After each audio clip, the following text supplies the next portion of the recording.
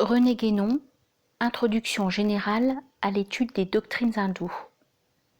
Première partie, considérations préliminaires, chapitre 4, les relations des peuples anciens. On croit assez généralement que les relations entre la Grèce et l'Inde n'ont commencé, ou du moins n'ont acquis, une importance appréciable qu'à l'époque des conquêtes d'Alexandre. Pour tout ce qui est certainement antérieur à cette date, on parle donc simplement de ressemblances fortuites entre les deux civilisations. Et pour tout ce qui est postérieur ou supposé postérieur, on parle naturellement d'influence grecque, comme le veut la logique spéciale inhérente aux préjugés classiques. C'est encore là une opinion qui, comme bien d'autres, est dépourvue de tout fondement sérieux, car les relations entre les peuples même éloignés étaient beaucoup plus fréquentes dans l'Antiquité qu'on ne se l'imagine d'ordinaire. En somme, les communications n'étaient pas beaucoup plus difficiles alors qu'elles ne l'étaient encore il y a 1 ou 2 siècles, et plus précisément jusqu'à l'invention des chemins de fer et des navires à vapeur. On voyageait sans doute moins communément qu'à notre époque, moins souvent et surtout moins vite, mais on voyageait d'une façon plus profitable, parce qu'on prenait le temps d'étudier les pays que l'on traversait. Et parfois même, on ne voyageait justement qu'en vue de cette étude et des bénéfices intellectuels qu'on pouvait en tirer. Dans ces conditions, il n'y a aucune raison plausible pour traiter de légende ce qui nous est rapporté sur les voyages des philosophes grecs, d'autant plus que ces voyages expliquent bien des choses qui, autrement, seraient incompréhensibles. La vérité est que, bien avant les premiers temps de la philosophie grecque, les moyens de communication devaient avoir un développement dont les modernes sont loin de se faire une idée exacte, et cela d'une façon normale et permanente, en dehors des migrations de peuples qui ne sont sans doute jamais produites que d'une façon discontinue et quelque peu exceptionnelle. Entre autres preuves que nous pourrions citer à l'appui de ce que nous venons de dire, nous en indiquerons seulement une, qui concerne spécialement les rapports des peuples méditerranéens. Et nous le ferons parce qu'il s'agit d'un fait peu connu, ou du moins peu remarqué, auquel personne ne semble avoir prêté l'attention qu'il mérite, et dont on n'a donné en tout cas que des interprétations fort inexactes. Le fait dont nous voulons parler est l'adoption, tout autour du bassin de la Méditerranée, d'un même type fondamental de monnaie, avec des variations accessoires servant de marque distinctive locale. Et cette adoption, encore qu'on ne puisse guère en fixer la date exacte, remonte certainement à une époque fort ancienne, du moins si l'on ne tient compte que de la période qu'on envisage le plus habituellement dans l'Antiquité. On a voulu ne voir là rien de plus qu'une simple imitation des monnaies grecques, qui seraient parvenues accidentellement dans des régions lointaines. C'est encore un exemple de l'influence exagérée que l'on est toujours porté à attribuer aux Grecs, et aussi de la fâcheuse tendance à faire intervenir le hasard dans tout ce qu'on ne sait pas expliquer, comme si le hasard était autre chose qu'un nom donné pour la dissimuler à notre ignorance des causes réelles. Ce qui nous apparaît comme certain, c'est que le type monétaire commun dont il s'agit, qui comporte essentiellement une tête humaine d'un côté, un cheval ou un char de l'autre, n'est pas plus spécifiquement grec qu'italique ou carthaginois, ou même gaulois ou ibérique. Son adoption a sûrement nécessité un accord plus ou moins explicite entre les divers peuples méditerranéens, encore que les modalités de cet accord nous échappent forcément. Il en est de ce type monétaire commun de certains symboles ou de certaines traditions qui se retrouvent les mêmes dans des limites encore plus étendues. Et d'autre part, si nul ne conteste les relations suivies que les colonies grecques entretenaient avec leur métropole, pourquoi contesterait-on davantage celles qui ont pu s'établir entre les Grecs et d'autres peuples ? D'ailleurs, même là, une convention de genre de celle que nous venons de dire n'est jamais intervenue, pour des raisons qui peuvent être d'ordre divers, que nous n'avons pas recherché ici et que, du reste, il serait peut-être difficile de déterminer exactement. Il n'est nullement prouvé que cela ait empêché l'établissement d'échanges plus ou moins réguliers. Les moyens ont dû simplement en être autres, puisqu'ils devaient être adaptés à des circonstances différentes. Pour préciser la portée qu'il convient de reconnaître au fait que nous avons indiqué, Encore que nous ne l'avons pris qu'à titre d'exemple, il faut ajouter que les échanges commerciaux n'ont jamais dû se produire d'une façon suivie sans être accompagnés tôt ou tard d'échanges d'un tout autre ordre, et notamment d'échanges intellectuels. Et même, il se peut que dans certains cas, les relations économiques, loin de tenir le premier rang, comme elles le font chez les peuples modernes, n'aient eu qu'une importance plus ou moins secondaire. La tendance à tout ramener au point de vue économique, soit dans la vie intérieure d'un pays, soit dans les relations internationales, est en effet une tendance toute moderne.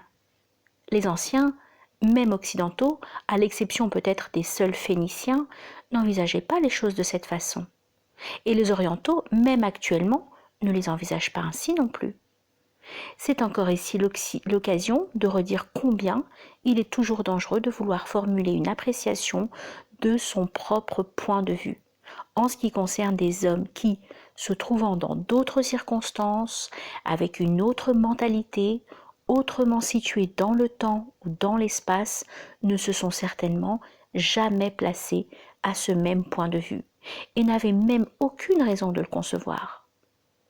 C'est pourtant cette erreur que commettent trop souvent ceux qui étudient l'Antiquité, et c'est aussi, comme nous le disons dès le début, celle que ne manquent jamais de commettre les orientalistes. Pour en revenir à notre point de départ, on n'est nullement autorisé de ce que les plus anciens philosophes grecs ont précédé de plusieurs siècles l'époque d'Alexandre à conclure qu'ils n'ont rien connu des doctrines hindoues. Pour citer un exemple, l'atomisme, longtemps avant de paraître en Grèce, avait été soutenu dans l'Inde par l'école de Kanada, puis par les Jaïnas et les bouddhistes.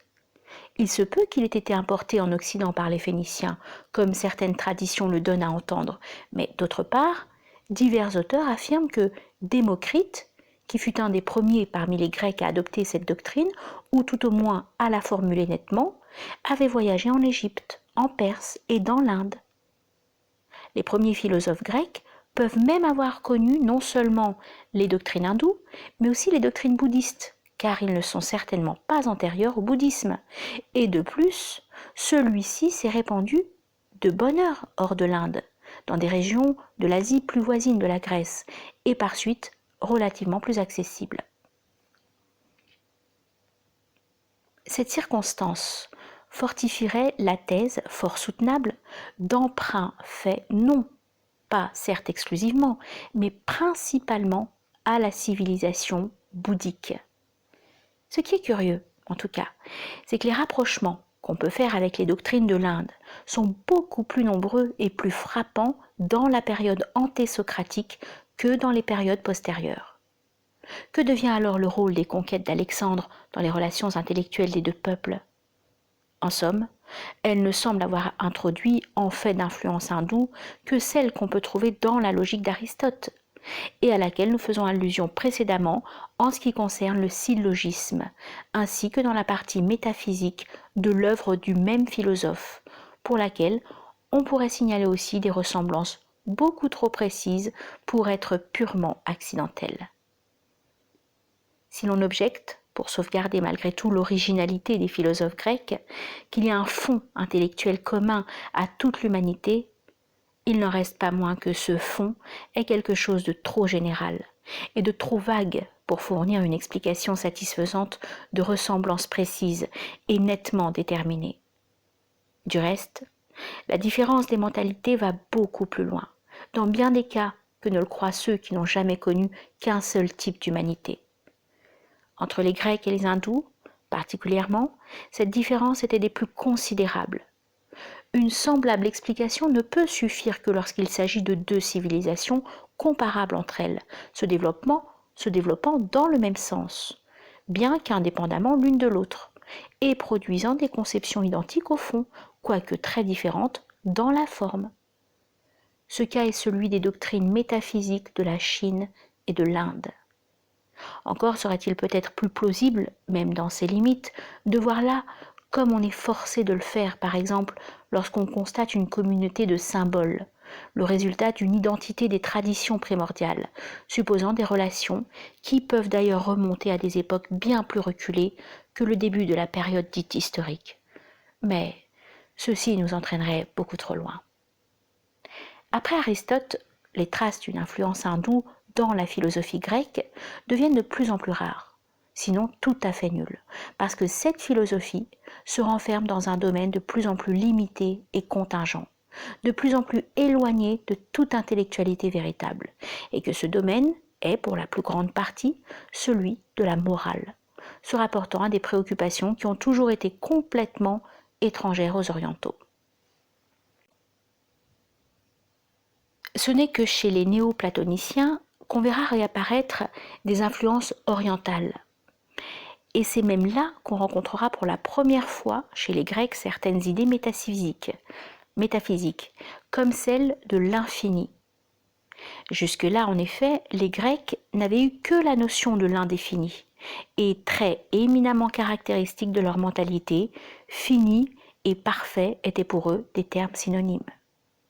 Pour les orientaux, tout au contraire, c'est l'infini qui est identique à la perfection. Telle est la différence profonde qui existe entre une pensée philosophique au sens européen du mot et une pensée métaphysique. Mais nous aurons l'occasion d'y revenir plus amplement par la suite. Et ces quelques indications suffisent pour le moment, car notre intention n'est pas d'établir ici une comparaison détaillée entre les conceptions respectives de l'Inde et de la Grèce, comparaison qui rencontrerait d'ailleurs bien des difficultés auxquelles ne songent guère ceux qui l'envisagent trop superficiellement.